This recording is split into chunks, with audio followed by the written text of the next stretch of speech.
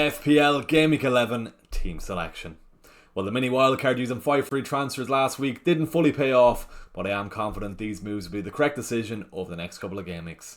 We still did manage a green hour though, and we're now sitting at 163k overall, so we've had a very good start to the season, and we're that one step closer to being inside the top 100k.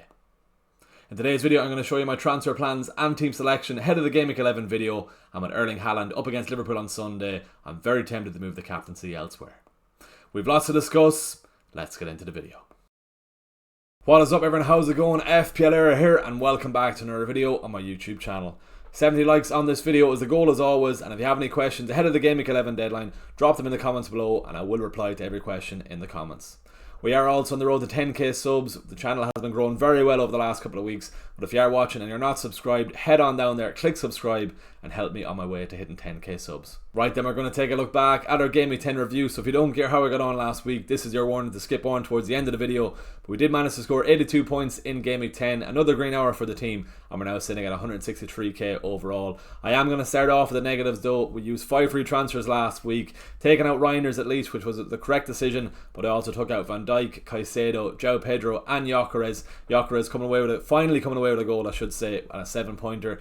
Same as João Pedro, finally come away with a shot on target, 3 shots on target and a goal for a 9-pointer. Caicedo come away with an assist, defcon and bonus to come away with a 10-pointer, and Van Dijk coming away with a clean sheet and 5 points at home to Aston Villa. These 4 players came away with 31 points, which wasn't ideal to see at all. I did bring in Saka, Mateta, Sarr and Munoz, and these players came away with 21 points, so it's pretty much a 10 points loss from last week, and if I did get those 10 points, I would be well inside the top 100k. So with FPL, in most cases, it's always better just to do nothing. However, I do think these transfers will be better in the long run, especially with Gyökeres sideline now into the after international break. So I am a transfer ahead, getting in Saka, and I have saved some money doing that also. Looking at the rest of the team then, Gabriel came away with another attack and return and a clean sheet. Himself and Raya come away with a combined 18 points. If you did captain Gabriel away to Burnley, I have to applaud that decision. What a brave call, and what a call that was, as they came away with 12 points. Shout out to one of my subscribers who came up to me in a pub on Galway and showed me that a captain Gabriel, he would have been in dreamland on Saturday. But it's typical FPL that Erling Haaland came away with 2 goals on Sunday against Bournemouth and outscored Gabriel by a point,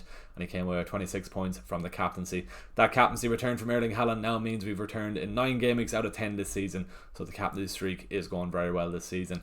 Looking at my other signings, Saka and Sarr. Sarr was very unlucky not to return against Brentford. He hit the post when going through one-on-one against the keeper. And then looking at Saka, he probably should have scored away to Burnley. He also missed a one-on-one. He had a chance in the second half where he probably should have converted. At least with my 2 other signs, Mateta and Munoz. Munoz came away with an assist, and Mateta picked up a goal against Brentford, and all 3 points as Munoz and Mateta combined for a 15-pointer. Going through the rest of the team, Bruno Fernandes picked up an assist away to Nottingham Forest, but the United strand is going to have to wait till he books that Barber appointment, as United could only manage a draw. And then moving on to Ndai and Mukulele on Monday night. I didn't know what I was hoping for on Monday night. I just wanted some points, and Ndai returned with a goal and a 9-pointer. He did come off injured in that game, but I think it was only a knock, and he should be fine for the Fulham game this weekend. All in all, 82 points of the week was a very positive return for the team, and we've now risen up to 163k overall. Let's move on and start planning ahead for Game Week 11. So before we get into my own Game Week 11 team selection, here's a look at your questions ahead of the deadline this week. And we're starting off with Gyökeres. He's set to be sidelined until after the international break, so if you've kept him in your team the past few weeks, this is definitely the week you need to be getting rid of. And if you have him in your team, you've definitely a few decisions you need to decide on. Well, if you want to bring in a third Arsenal player, I'd be prioritising bringing in Bukayo Saka. If you have the funds available, maybe look towards downgrading Gyökeres to the likes of a Marquis, and then maybe have Reinders in your midfield. And then you can upgrade Reinders to Saka, as Saka will be my priority Arsenal player I'd want to have over the next couple of weeks. If you don't have the funds for Saka and you don't have Mateta into your team, next up I'd just be going from Gyökeres Mateta to jump on Crystal Palace's favourite fixtures over the next couple of weeks, as after Haaland, Mateta is the best striker in the game.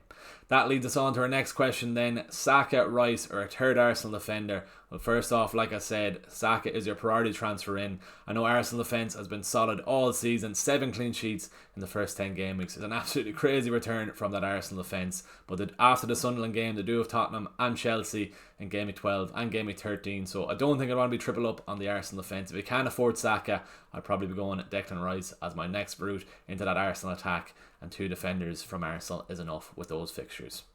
Next up then, looking at what to do at Ultimate after he was taken off at half-time last week. While looking at the Champions League games last night, Anthony Gordon went off with an injury in the first half for Newcastle, so this will cement Ultimate on penalties. So even though he did come off early last week, I wouldn't be getting rid of him. Keep Ultimate in your team, as he will be on penalties for the next couple of weeks. That being said, if you can't afford a straight swap from Ultimate to Mateta, I'd probably advise on doing this. And then finishing off, best kudos replacement, I'll be looking towards Minta of Brighton. 3 assists in his last 2 games, a 9-pointer against Leeds last week. And he's also got Brentford, Nottingham Forest and West Ham over the next 5 game weeks. 6 million, he'll take along nicely over the next couple of game weeks. But it's that time of year again, it's time for another Irish FPL Meet-Up happening in Mary Mullins Bar, Galway this Saturday, the 8th of November from 12 PM. United and Spurs in the early kick-off, Everton and Fulham in the 3 PM game, and Arsenal and Sunderland in the 5:30 game. So if you're about Galway, call in, meet some other FPL managers from around Ireland. It's going to be a really nice event, and if you would like to attend, this event is open to everyone of all ages. And if you think you will be there, let us know in the comments below, or head on over to my Instagram and drop us a DM there. Hopefully we'll see you then. So looking at my Game Week 11 team selection, I've got 1 free transfer as I used my 5 free transfers last week, but we're starting off with the defence with my Arsenal double defence. They're in crazy form all season with 7 clean sheets in the opening 10 game weeks. We're going to look at Gabriel, whatever about his clean sheets. 55 points for Gabriel over the last 5 game weeks, 3 double-digit returns in his last 5. And whatever about that 55 points, he easily could have been 59 points as he just missed out in the DEFCON in Game Week 9 and Game Week 8, finishing on 9 DEFCON in both of these games. But looking at that Sunderland game, I know Sunderland are in good form, but I'm confident Arsenal can get a clean sheet in that game and make it 8 clean sheets in 11.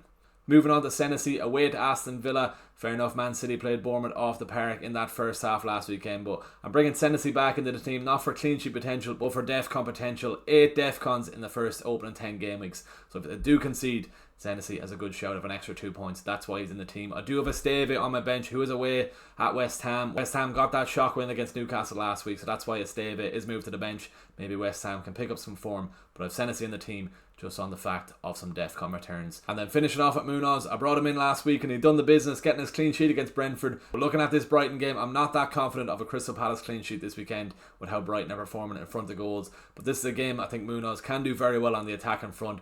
1 goal and 3 assists so far for Munoz. Let's see how he gets on this weekend.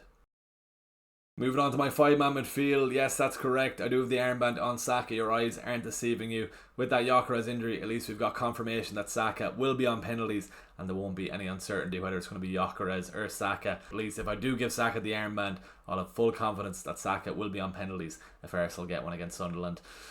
Looking at Haaland against Liverpool on Sunday, I'm a big sigh as I say that, because at the time of this recording the City game has just finished and Haaland has scored once again tonight. But with that Liverpool game on Sunday, I do think it's a game where Haaland can only get 1 return max. I might regret saying that, but there's risks where I have to go against the grain. Haaland is going to be the most captain player again this week, you'd assume off his form, but I do think this is a week where I can go against Haaland, and that's why I'm leaving the armband on Saka.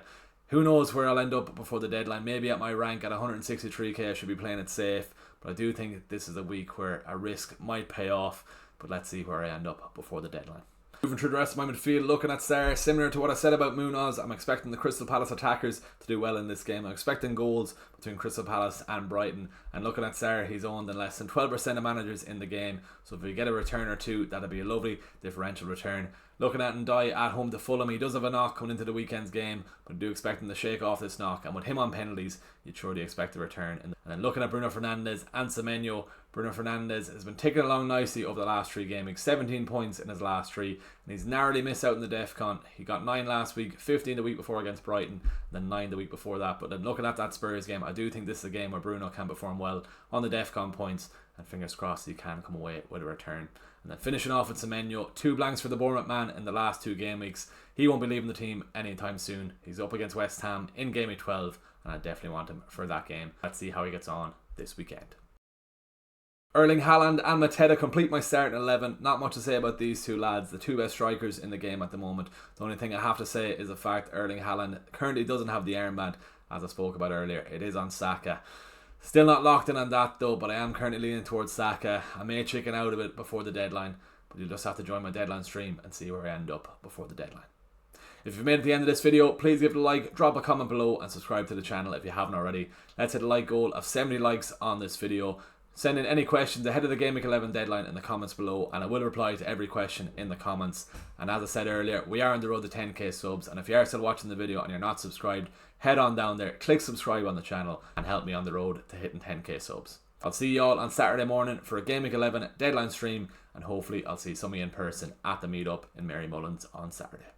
Thanks for watching, best of luck for the week, I'll see you in the next video.